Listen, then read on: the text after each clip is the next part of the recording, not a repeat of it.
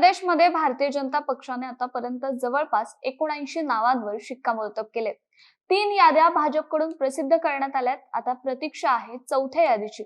पण ही यादी प्रसिद्ध होण्याच्या आधीच भाजपच्या राजघराण्यातील दिग्गज नेत्या असलेल्या यशोधरा राजे सिंधिया यांनी एक असं विधान केलंय ज्यामुळे मध्य प्रदेशच्या राजकारणात मोठी खळबळ उडाली आहे।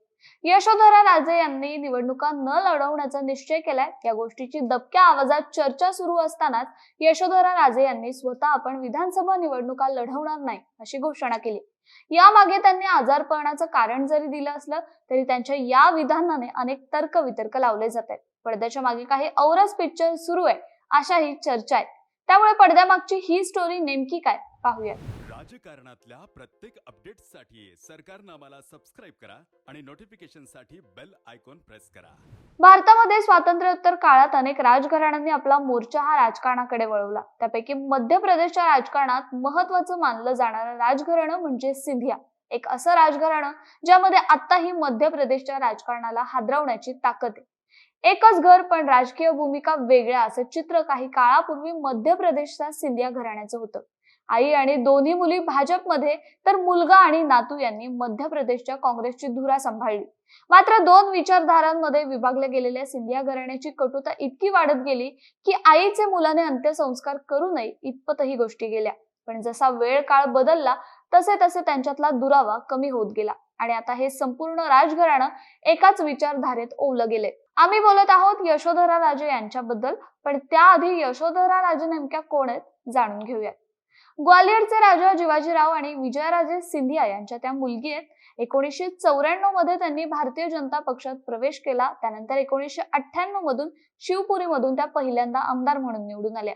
2005 ते 2007 या काळात मध्य प्रदेशच्या पर्यटन, क्रीडा आणि युवक मंत्री म्हणूनही त्यांनी काम पाहिले।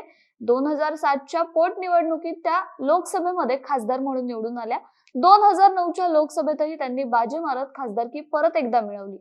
आताही त्या शिवराज सरकारमध्ये क्रीडा आणि युवक कल्याण मंत्रिपदावर आहेत।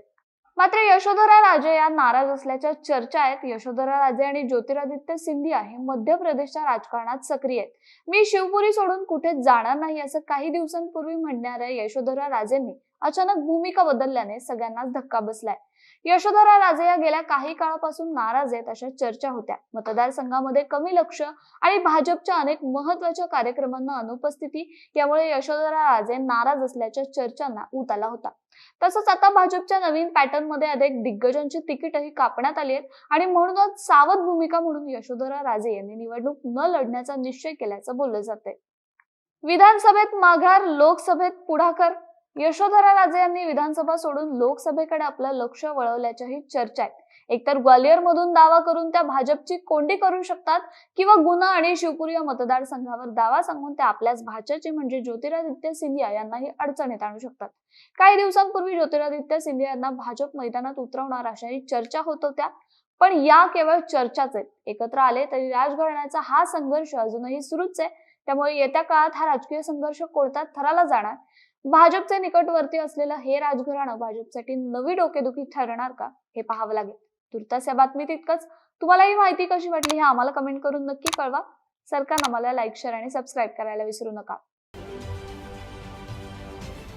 राजकारणातील प्रत्येक अचूक बातमीचे सर्वात आधी अपडेट्स मिळवण्यासाठी सरकारनामाच्या सर्व सोशल मीडिया प्लॅटफॉर्मला लाईक, फॉलो आणि सबस्क्राईब करा। तसंच सर्व नोटिफिकेशनसाठी बेल आयकॉन प्रेस करायला विसरू नका।